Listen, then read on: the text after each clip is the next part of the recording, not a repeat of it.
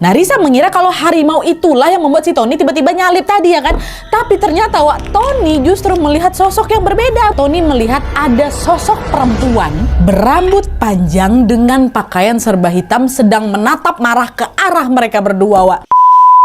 Hai, wassalamualaikum warahmatullahi wabarakatuh. Terima kasih sudah klik video ini. Oke, jadi di malam Jumat ini seperti biasa aku akan melanjutkan kembali kisah horor Wawa spesial Nusantara part 130 yang malam ini tiba gilirannya kisah horor Wawa dari Provinsi Jambi ya. Dan sebelum aku masuk ke kisahnya, aku mau kasih dua pengumuman penting, tolong didengar.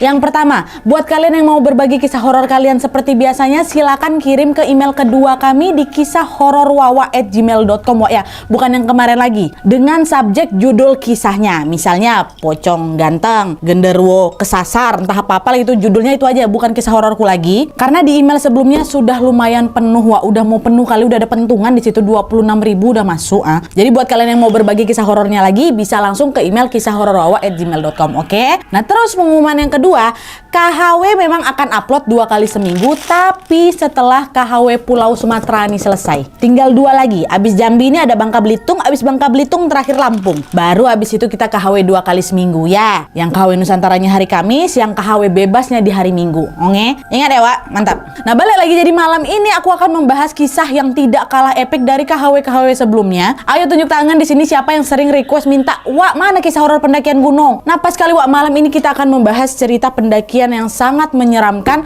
di salah satu gunung yang ada di Jambi. Pada saat itu Wawa aku dan temannya mengalami banyak sekali gangguan di gunung itu, Wak. Awalnya mereka heran, kok teror mistis yang mereka alami ini bisa sampai sebanyak itu. Ternyata, Wak, mereka tidak sadar kalau ada aturan di gunung yang sedang mereka langgar. Aturan apa itu? Aku nggak mau banyak-banyak spoiler kali di depan. Tanpa berlama-lama kita langsung masuk aja ke ceritanya ya. Check it out. Oke, Wak, jadi kisah yang akan aku bawakan malam ini dikirim sama Wawa aku yang kita panggil aja namanya Risa dari Jambi. Halo Risa. Nah, jadi Wak, pengalaman horor yang dialami sama Risa ini terjadi ketika dia dan teman-temannya sedang mendaki salah satu gunung yang ada di kota Jambi. Dan untuk menjaga privasi, Wak, semua nama dalam cerita ini sudah disamarkan. Request ya dari si Risa. Sekaligus juga nama gunung yang dimaksud juga nggak disebutkan, Wak ya. Kalau nggak salah di Jambi itu ada 5 gunung, salah satu di situlah. Nah, lanjut lagi, Wak. Jadi ceritanya pada suatu hari Risa dan ketiga teman laki-lakinya, kita sebut aja namanya Tony, Kiki, dan Edo sedang merencanakan pendakian gunung. Dan di hari itu juga mereka mulai mempersiapkan barang-barang yang memang dibutuhkan seperti tenda, kompor, nesting, peralatan masak tua, logistik, dan lain-lain. Nah, pas mereka ini lagi siap-siap, Wak, seorang temannya Risa yang kita sebut aja namanya Nia, perempuan, tiba-tiba datang nih ke mereka. Di situ si Nia ini nanya, "Mau naik gunung ya kau, Riz?" katanya kan. "Oh iya nih, besok pagi kami rencananya mau berangkat, mau ikut tahu." Seru kali kalian ya, cobalah nanti ku tanya Billy dulu ya, mau ikut apa enggak dia. Siapa tahu dia mau ikut. Nah, Billy ini pacarnya si Nia ini. Ayo tanyalah dulu, kata si Risa. Dan setelahnya Nia pun memberitahu pacarnya si Billy tentang rencana pendakian tersebut. Dan ternyata Billy juga setuju, Wak, mau ikut mendaki bersama Risa dan teman-temannya. Nah, udahlah tuh keesokan harinya mereka yaitu si Tony, Kiki, Edo, Billy, Nia sama si Risa berenam nih berangkatlah pada jam 7 pagi dengan mengendarai motor bersama-sama. Setelah menempuh kurang lebih 2 jam perjalanan dari rumah mereka, Wak, akhirnya mereka pun sampai di kaki gunung nih, Gunung A lah bilang ya kan. Dan tanpa menunggu waktu yang lama, Risa pun mengajak teman-temannya untuk mendaftarkan diri di pos pendakian. Peraturannya kan memang kayak gitu kan, Wak, harus daftar dulu siapa yang akan mendaki gitu kan. Nah, setelah menyelesaikan segala urusan registrasi, mereka pun langsung melanjutkan pendakian pada jam 10 siang. Nah, singkat cerita, ada daki-daki sampailah mereka di pos 3, Wak. Nah, waktu di pos 3 itu mereka bertemu sama rombongan pendaki dari Jakarta yang lagi beristirahat. Risa dan kawan-kawan pun mengajak rombongan dari Jakarta itu untuk mendaki bersama-sama. Kan kalau dakinya lebih rame lagi tentu kan jadi lebih seru, nggak kerasa lah gitu ya kan. Dan diajak, "Bang, yuk bareng-bareng aja kita naik ke atas," gitu. Rombongan dari Jakarta ini pun setuju, Wak. Dan mereka pun segera melanjutkan perjalanan tersebut. Nah, setelah mendaki selama berjam-jam lamanya, Wak, menjelang maghrib sekitar jam 6 sore gitulah, mereka akhirnya tiba di shelter 1. Karena langit udah mulai gelap, mereka pun memutuskan untuk ngecamp dulu nih di sana dan baru akan melanjutkan perjalanan atau pendakiannya di besok pagi. Nah, setelah ngecamp mereka di situ bagi-bagi tugas, Wak. Billy sama si Edo mendirikan 2 tenda untuk laki-laki dan perempuan. Risa sama si Nia membuat api unggun untuk memasak. Sementara Tony sama Kiki bertugas untuk mengambil air di sumber mata air terdekat. Nah, karena langit sudah mulai gelap, Wak, Tony sama si Kiki yang tugasnya buat ngambil mata air tuh pergilah ini ke sumber mata air yang dituju dengan menggunakan senter. Awalnya semua berjalan baik-baik aja, Wak, sampai tiba-tiba dari jauh Risa melihat Tony yang lagi ngambil airnya datang sendirian, berlari-lari tergesa-gesa ya kan. Risa sama teman-temannya seketika panik. Dia nanya lah kan, kok kenapa Tony? Kenapa buru-buru kali? Si Kiki mana? Mendengar pertanyaan teman-temannya ini, Tony yang masih ngos-ngosan itu cuman bisa diam sambil menggelengkan kepalanya. Gitu. Dan gak lama kemudian si Kiki, kawan yang lagi dicarinya, datang nih. Tapi dia jalan santai aja, Wak, seolah tidak terjadi apa-apa. Risa nanyalah ke si Kiki kan, ini kalian kenapa nih? Ada apa? WBB aja kan? Dengan nada bercanda Kiki jawab, enggak ada apa-apa kok. Tony aja nih yang penakut, kata si Kiki. Yaudah, gak usah kok bahas-bahas lagi, ayolah. Udah siap masak kau? Udah lapar kami nih, kata si Tony mengalihkan pembicaraan kan, Wak. Gak mau si Tony cerita tuh dia nengok apa. Teman-temannya juga sepakat, Wak, untuk tidak menanyakan lebih lanjut ke siapa ini, ke si Tony kan. Mereka lebih memilih untuk bersenang-senang di sana. Mereka ngobrol, mereka main gitar di dekat api unggun sambil makan malam dan minum kopi. Rombongan yang dari Jakarta itu juga ikutan kumpul, Wak, sama mereka. Pokoknya malam itu tuh suasananya betul-betul hangat kali lah, betul-betul menyenangkan gitu. Nah terus tidak lama kemudian Nia sama Billy yang pacaran ini udah mulai ngantuk, Wak. Mereka pamit lah kan, kami tidur duluan ya katanya. Awalnya mereka sudah sepakat nih, Wak, untuk memisahkan tenda antara yang laki-laki sama perempuan. Laki-laki tidur di sini, perempuan tidur di sini. Tapi ternyata Nia sama si Billy malah masuk ke tenda yang sama. Dan entah kenapa waktu itu ya si Risa dan kawan-kawannya nggak ada yang ngingetin mereka, ngapain kalian satu tenda pisah? Bukan muhrim di atas gunung pula kalian. Nggak ada, mereka diam-diam aja situ. Nah kira tidurlah satu tenda kan, siapa ini Nia sama si Billy ini. Nah singkat cerita pada jam 11 malam Risa pun udah mulai ngantuk nih. Dia pun berjalanlah masuk ke tenda yang sama dengan Nia dan Billy tadi. Nah pas Risa masuk ternyata Nia sama si Billy udah pada tidur, Wak. Dan keduanya tidur dengan posisi yang dekat sama pintu tenda sambil menghadap ke arah luar. Jadi kalau misalnya dibuka tenda tuh kan mereka ngadap ke sini.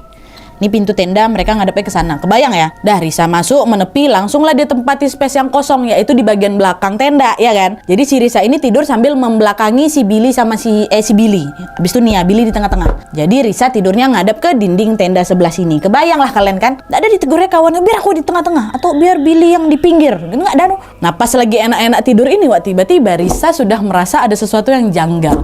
Entah kenapa dari dia mulai mau tidur tuh seperti ada seseorang di luar tenda yang lagi ngelempar tendanya si Risa ini pakai kerikil. Awalnya Risa masih ngabaikan hal itu, Wak, tapi kok lama-kelamaan tuh nih kerikil yang dilempar ke badan aku nih kok makin besar ukurannya. Sampai-sampai bikin badannya si Risa ini sakit, Wak. Awalnya cuman cetas kok lama-lama buar gitu kena tangannya. Nah di momen itu Risa cuma bisa terdiam hingga akhirnya tidak lama kemudian sesuatu yang mengerikan kembali lagi terjadi. Di mana dari dalam tenda, Wak, Risa mendengar dengan sangat jelas sekali ada suara babi hutan. Di situ udah mulai was-was dia kan, kok ada suara babi hutan nih. Dia udah mulai ngambil posisi berjaga-jaga gitu kan di dalam tenda nih. Dan masih dari dalam tendanya, Wak, Risa juga mendengar suara salah satu rombongan dari Jakarta yang kita sebut aja lah namanya Bang Riko yang ada di luar ini lagi ngomong nih sama Tony dan si Kiki, temennya si Risa kan. Riko bilang, kalian dengar nggak suara itu? Terdengar sama si Risa. Tony jawab, suara apa bang? Nggak dengar kami. Itu loh macam suara babi hutan. Coba kalian dengar baik-baik dulu, kata si abang ini. Dan nggak lama kemudian Kiki nyaut, iya bang, aku dengar juga, kata si Kiki. Nah di momen itu mereka semua sudah mulai merasa kalau ada yang nggak benar di sini nih. Ternyata nggak Risa aja yang dengar suara babi hutan tuh. Mereka bertiga di luar pun dengar. Dan karena Risa ini ketakutan, dibalikkannya lah badannya yang awalnya dia ngadep ke dinding tenda kan, kini berubah menjadi ngadep ke si Nia atau ngadep ke si Billy. Nah pas si Risa ini lagi balik badan, Wak, tanpa diduga-duga dia malah melihat sebuah pemandangan yang buat dia marah. Kalian tahu?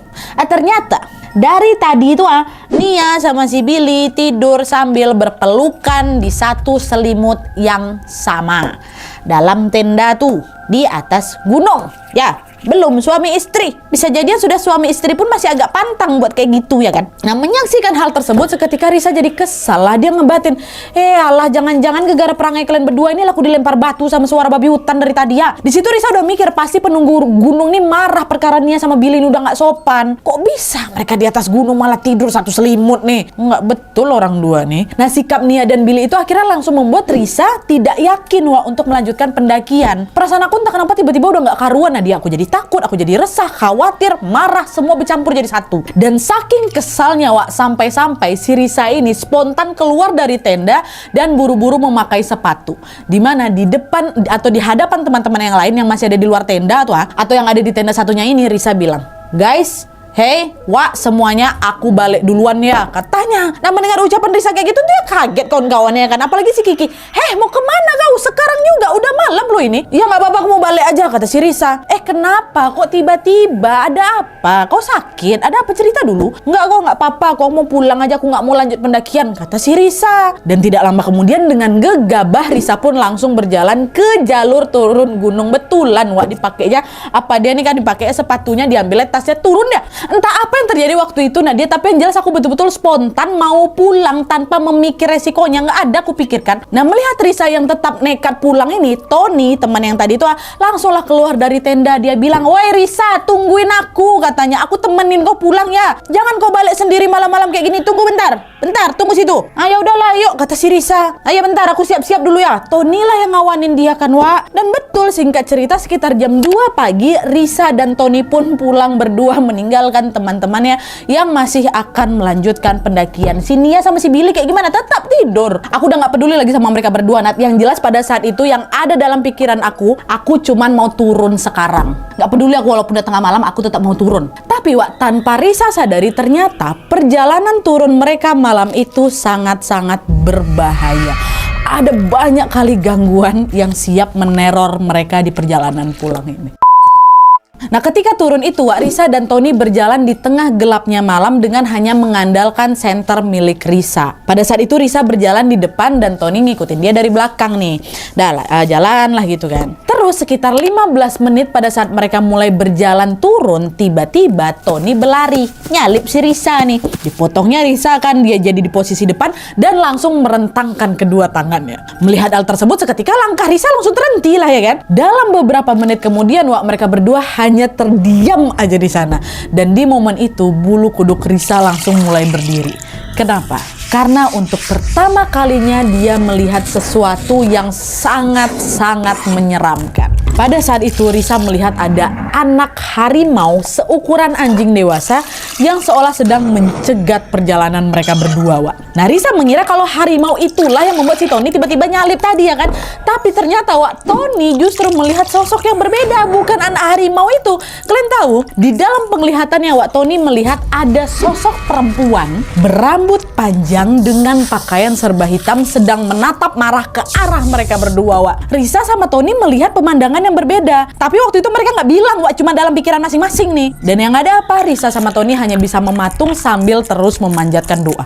Tony udah diam ya kayak gini. Risa belakang udah terdiam juga. Dan kurang lebih 5 menit kemudian, Wak, penampakan itu pun tiba-tiba menghilang. Nah, Tony yang sebenarnya juga peka dengan hal-hal gaib ini memilih untuk tidak menceritakan apapun yang dia lihat tadi kepada si Risa. Begitu juga sama si Risa, Wak, dia memilih untuk diam. Dan setelah situasi dirasa mulai aman, Wak, mereka pun kembali melanjutkan perjalanan turun. Risa berjalan di depan, Tony balik lagi di belakang nih, mengikuti dia dari belakang. Selang berapa lama kemudian, Wak, tiba-tiba Risa berhenti dan meminta Tony untuk gantian jalan di depan dia. "Kalau yang pimpin jalan jangan aku lagi," kata si Risa. Nah, tapi belum sempat Tony ini berjalan mendahului Risa, Wak, secara mengejutkan tiba-tiba muncul lagi sosok perempuan yang dengan usil menarik tubuhnya Tony dari belakang, Wak. Ditarik yang sangat empat, tapi perempuannya sama si Risa. Tony aja yang ngelihat, Wak. Tony waktu itu langsung jatuh terjungkal ke tanah sampai jam tangannya tuh putus loh. Untung nggak jatuh ke jurang dia tuh. Sekencang itu ditarik sama perempuan ini, Dengan sekuat tenaga Tony pun langsung berdiri lagi dan terus berjalan di depan Risa. "Udah tenang aja. Nggak apa-apa kok, Ton. Udah tenang aja. Yuk, jalan baca doa," kata si Tony. Nah, berarti kan si Tony udah di depan nih, Risa di belakang kan. Nah, pas Risa lagi jalan di belakangnya Tony ini, Wak, ternyata sekarang malah gantian Risa yang lagi diganggu. Di titik itu Risa sangat-sangat gelisah karena dia merasa ada yang ngikutin aku. Nah, dia berjalan di belakang aku. Bahkan kadang-kadang sosok itu tuh terasa macam orang yang lagi berlari mau menghadap aku, mau ngejar kami berdua, jadi kerasa tuh kayak dekat kali gitu, Dan kadang-kadang juga terasa dia jauh, tapi terasa dia masih mau ngejar kami. Masih bisa aku rasakan keberadaan dia di belakang. Cuma Nah, gegara itulah Risa dia jadi bingung. Aku nih Mbak ini jalan di depan apa jalan belakang nih? Semuanya sama-sama menyeramkan. Tapi akhirnya Risa tetap memberanikan diri untuk terus berjalan di belakang mengikuti Tony yang di depan.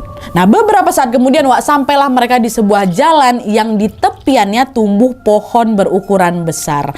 Pangkal pohon itu Wak, bolong kehitaman gitulah, macam habis kebakar. Nah Risa waktu itu mikir, oh mungkin pohon itu habis kesambar petir, nggak terlalu dihiraukannya kali itu pohon itu kan Wak, karena dia memilih untuk tetap fokus memperhatikan jalan.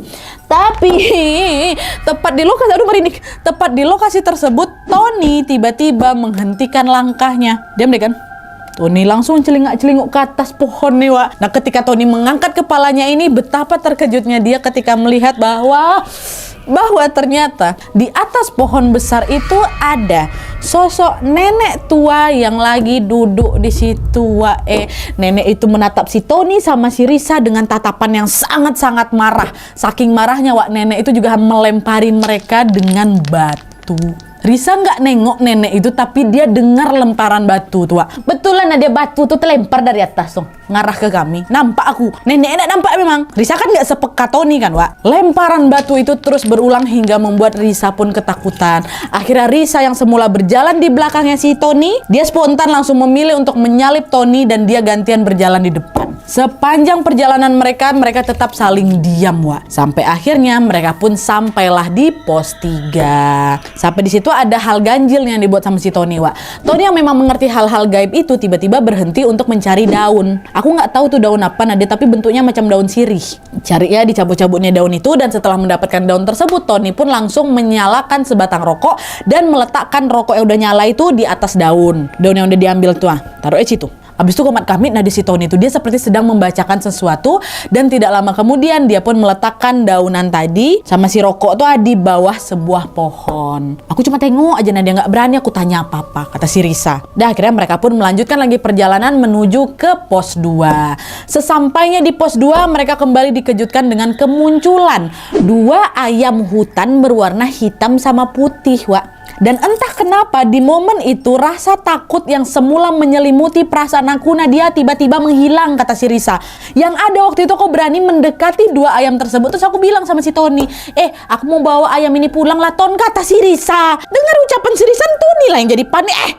Macam-macam kau buat apa kau bawa ayam tuh pulang? Perjalanan kita malam udah berat kali ya Risa. Jangan lagi kau tambah-tambah lagi bebannya. Jangan sembarangan kau ngambil apapun di atas gunung nih ya Risa. Udah cepat kau taruh ayam tuh, turun kita sekarang lagi. Lebih cepat lebih bagus. Nah kenapa waktu itu Tony melarang dengan keras Risa membawa ayam hutan itu Wak? Karena dalam penglihatannya Tony tahu kalau 2 ayam hutan tersebut bukanlah ayam sungguhan. Tony yang paham tentang hal-hal gaib itu sangat yakin kalau kedua ayam itu merupakan jelmaan sosok penunggu gunung yang kalau Risa bawa pulang, otomatis sosok tersebut juga akan ikut kebawa ke rumah, kata si Tony. Ya, dan Tony pun langsung buru-buru mengajak Risa untuk melanjutkan perjalanan lagi. Tapi kali ini dia menyampaikan sebuah pesan yang membuat Risa lumayan ketakutan. Tony bilang, Riz, aku jalan di belakangmu ya. Kau jalan di depan aku. Tapi nanti setelah kita turun ini, kalau kau dengar sesuatu di belakang kita, jangan kau menoleh. Apapun itu pokoknya jangan menoleh. Emang kenapa Wak? Nanti kalau misalnya kau kenapa-napa gimana? Udah kau tenang aja. Kau nggak perlu khawatirin aku bisa jaga diri aku sendiri. Aku juga akan jagain kau dari belakang. Pokoknya ingat kata-kataku tadi. Kau jangan pernah lihat ke belakang, ya. Tapi nanti kalau kebetulan dengar sesuatu di belakang aku ngapain? Udah kau jalan aja, ikutin jalurnya aja. Insya Allah kita bisa sampai di rumah dengan selamat. Itu aja tolong. Nah selagi si Tony sama si Risa ini lagi berbicara Wak, tiba-tiba Tony langsung mengeluarkan sebuah kalung dari kantongnya. Dia memberikan kalung tersebut ke si Risa. Dia bilang, ini untuk kau ya, dipakai Riz. Ini kalung turun-temurun dari keluargaku. Insya Allah bisa membantu menjaga siapapun yang memakainya. Ya kau pakai, tolong. Dah, kau pakai sekarang, kita lanjut turun lagi. Ingat jangan tengok ke belakang, ke si Tony kan. Dan Risa pun menerima kalung tersebut dengan perasaan yang agak haru dikit ya, karena aku yakin Nadia aku memang ngerepotin si Tony malam itu. Aku juga yakin sejak perjalanan turun tadi Tony sudah melakukan banyak hal untuk melindungi kami berdua. Risa pun segera memakai kalung tersebut sambil terus mengingat-ingat pesan dari Tony tadi. Jangan pernah tengok ke belakang.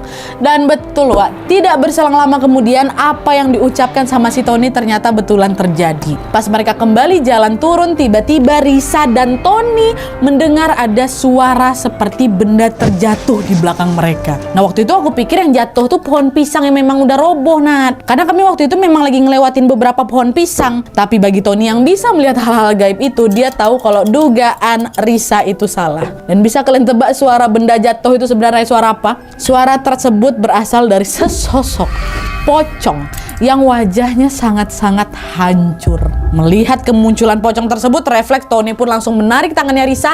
Mereka pun langsung berlari sekencang-kencangnya, Wak. Saking kencangnya, Tony sama si Risa ini sampai jatuh berkali-kali. Udah jatuh, bangun, lari lagi. Pokoknya mencekam kali Nadia malam tuh. Udah tuh kan, berlari. Singkat cerita, mereka pun akhirnya sampai di pos 1. Dengan nafas terengah-engah, Tony pun bilang, tunggu dulu di sini, Riz. Berhenti dulu. Aku mau telepon papaku, kata si Tony. Tony langsung lah keluarin HP kan, untung ada sinyal, dan segera langsung menelpon papanya yang ada di rumah. Sambil bergetar ketakutan, Tony bilang, Pak, bantu kami. Kami lagi turun gunung nih sekarang. Aku udah gak kuat, Pak. Banyak kali yang gangguin kami, kata si Tony kan. Mendengar ucapan Tony, seketika papanya Tony pun ikutan panik. Papanya bilang, astagfirullahaladzim, nak, kenapa kau turun gunung malam ini? Kau sama siapa? Aku cuma berdua aja, Pak, sama si Risa. Ya udah, Papa coba bantuin kalian dari sini. Kalian hati-hati dan jangan lupa berdoa ya, nak ya. Nah, Risa yang mendengar percakapan Tony dan papanya itu pun akhirnya sadar, Wak. Ternyata sama seperti Tony, papanya ini juga mempunyai kemampuan dalam hal-hal gaib pastinya. Bahkan papanya Tony ini bisa berinteraksi dengan mereka ini dari jarak jauh, mereka tanda kutip ya. Tapi sayangnya pada saat itu Risa nggak sempat nanya nih tentang apa yang akan dilakukan sama si Om ini atau sama papanya Tony ini, karena di momen tersebut Risa sedang ketakutan sekali dengan sosok menyeramkan yang tiba-tiba muncul di sana. Nggak yang pocong lagi tuh doang, nggak. Dari sudut matanya Risa melihat ada sesosok perempuan berbaju hitam dengan rambutnya yang berantakan sedang merayap di tanah mendekati mereka. Katanya sosok tersebut sambil tertawa cekikikan, dan anehnya waktu itu tubuh aku Nadia mendadak kaku, nggak bisa digerakkan, nggak bisa berlari, nggak bisa jongkok, aku freeze, cuman bisa nangis segengguan aja aku, Nat. Dan di momen itu aku udah hopeless kali, Nadia. Aku sudah merasa aku dan Tony tidak akan bisa keluar dari gunung itu. Tapi untungnya, alhamdulillahnya, nggak lama kemudian Tony segera langsung menghampiri Risa dan kembali mengajaknya berjalan turun. Dipegang sama si Tony, dah istighfar, mau bisa bergerak lagi, langsung berlari turun, Wak. Secara ajaib tubuhnya Risa yang awalnya nge-freeze itu bisa digerakkan kembali, dan tanpa menunggu waktu yang lama mereka pun langsung buru-buru meninggalkan tempat itu. Dan singkat cerita, mereka akhirnya sampai di pintu rimba, Wak. Dengan disinari cahaya bulan purnama yang sangat terang, tampak bahwa di sana ada banyak sekali bunga melati yang berhamburan di sepanjang jalan pendakian itu. Ada bunga melati di jalan tuh. Suasana juga mendadak syahdu dengan suara-suara burung yang mulai berkicau. Di pintu rimba itu Risa merasa kalau mereka akhirnya sudah aman. Baru bentar aja ngerasa aman, Wak, tiba-tiba secara mengejutkan Tony berkata, Riz, kita harus buru-buru sampai bawah. Kita belum aman di sini, kata Tony, Wak. Belum aman gimana nih maksudmu? Udah jalan aja. Ini kita udah dekat nih. Kita nggak boleh lama-lama di sini. Jangan terlena kau, kata Tony. Akhirnya tanpa ngangengong, mereka pun kembali langsung berlari menuruni jalur pendakian gunung tersebut, Wak. Dan ternyata apa yang disampaikan sama si Tony itu betul. Tidak lama kemudian mereka mendengar ada suara harimau Sumatera yang mengaum dengan sangat kencang. Entah itu harimau sungguhan atau harimau jadi-jadian, ya aku nggak peduli, tapi yang jelas suaranya gede kali. Mereka pun langsung berlari tanpa sedikit pun menoleh lagi ke belakang, Wak. Nah, singkat cerita, mereka akhirnya sampai di pos tempat pendaftaran pendakian. Mereka sempat berhenti sejenak untuk ngecek jam nih ya kan. Ternyata pada saat itu waktu sudah menunjukkan pukul 4 pagi. Pas tahu kalau ternyata mereka sampai bawah jam 4, seketika Risa sama si Tony pun langsung termenung gak percaya, Wak. Ini betulan nih baru jam 4. Iya kok bisa ya, Wak ya? Bukannya tadi kita turun jam 2, kata si Tony. Iya, Wak, aneh kali kok kita turunnya cuma 2 jam. Tadi kok kayaknya udah lama kali ya, Wak ya? Memang udah gak betul ini, Riz. Ya udahlah, tenang. Yang penting sekarang kita selamat. Ayolah kita pergi ke warung situ, yuk. Ada kantin gitulah. Biasanya penjaga kantin atau penjaga warung tuh pasti tidur di sana, Wak. Dan FYI memang gak jauh dari pos pendaftaran pendakian itu memang ada warung-warung atau kantin-kantin itu, Wak. Dan mamang pemilik kantin itu juga biasanya menyediakan tempat tidur untuk para pendaki yang mau bermalam di kantin itu. Datu Risa sama si Tony pun segeralah menuju ke kantin tersebut kan, Wak. Nah, karena kantinnya sudah tutup, mereka terpaksa harus gedor-gedor pintunya nih karena mereka mau beristirahat sebentar. Dan tidak lama kemudian mamang pemilik kantin ini pun keluar dan mempersilahkan mereka masuk. Oh, masuklah dulu, Dek, masuk. Dengan penuh keheranan si mamang ini nanya, "Kalian berdua dari mana jam segini?" Si Tony jawab, "Kami habis turun gunung, Mang." Nah, mendengar jawaban Tony seketika mamang pun langsung meninggikan nada bicaranya. Mamang bilang, "Astagfirullahalazim, udah gila kalian ini ya, turun gunung tengah malam, kalian nggak pikir resikonya apa? Siapa yang ngajak turun malam-malam kayak gini?" "Teman saya Risa ini yang ngajak, Mang. Saya nggak tega lah kalau dia turun sendirian, makanya saya ikut." Mamang pun langsung mengalihkan pandangannya ke Risa dengan tatapan tajam. Mamang pun nanya, "Kenapa kamu mau turun malam-malam? Kok kenapa?" Hah? Mendengar pertanyaan tersebut, Risa pun mulailah itu menceritakan semuanya kan.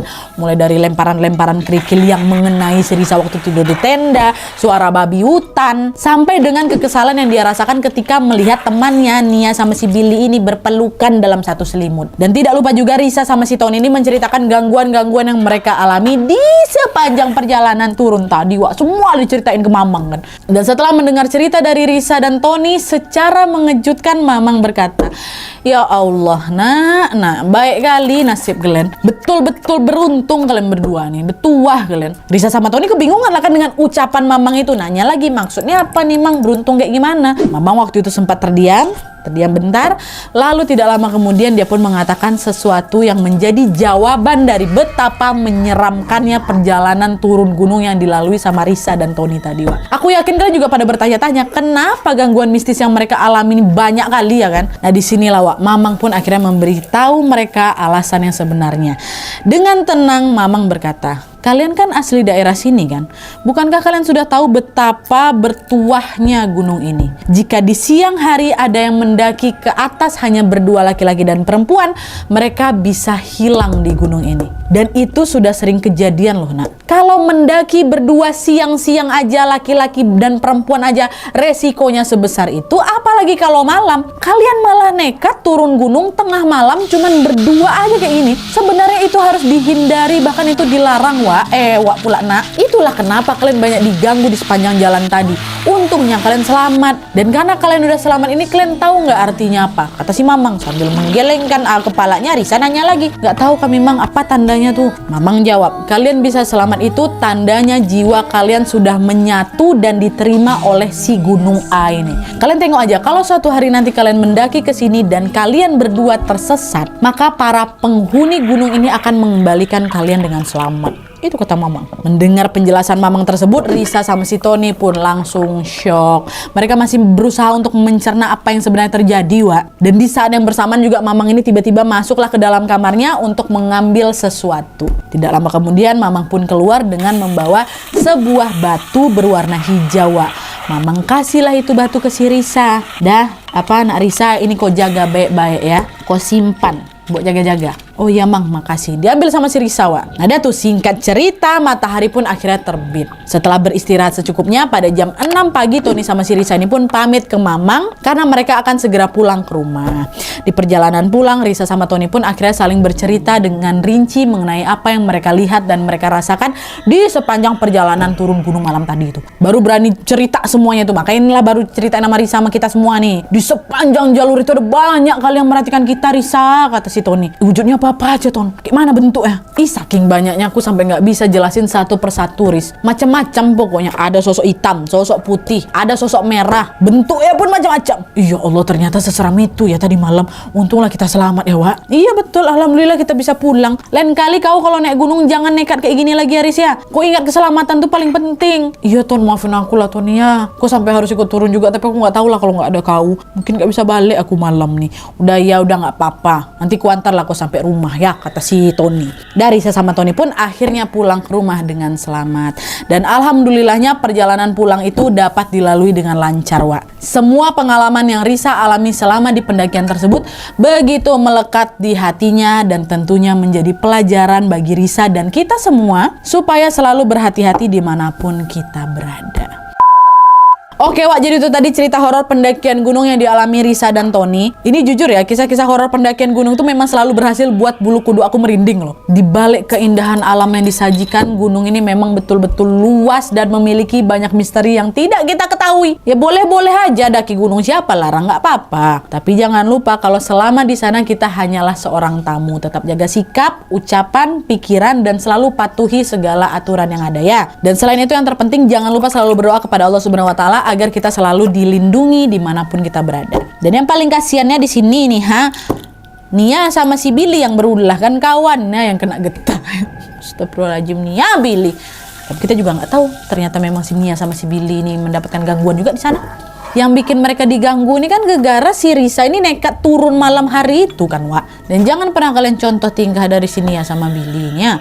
Untung-untung selamat mereka. Oke Wak, jadi sekian dulu videonya. Jangan lupa buat kalian yang mau berbagi kisah horornya juga, langsung kirim ke email yang baru di bawah ini, udah aku pin, dengan subjek judul cerita kalian. Dan jangan lupa sertakan juga nomor WhatsApp sama Instagram kalian supaya nanti kami gampang hubungin kalian kalau misalnya kisah kalian di-up di video selanjutnya. Oke Wak, jadi sekian dulu videonya. Terima kasih banyak yang sudah menonton. Kalau kalian suka video ini, klik like-nya. Jangan lupa komen di bawah untuk ide dan saran-saran untuk video selanjutnya. Jangan lupa nyalain notifikasinya supaya kalian tahu kalau aku upload video baru. And as always, jangan lupa untuk klik tombol subscribe supaya kalian sama-sama tahu informasi menarik dan menegangkan dari channel aku. See you next video, Bye.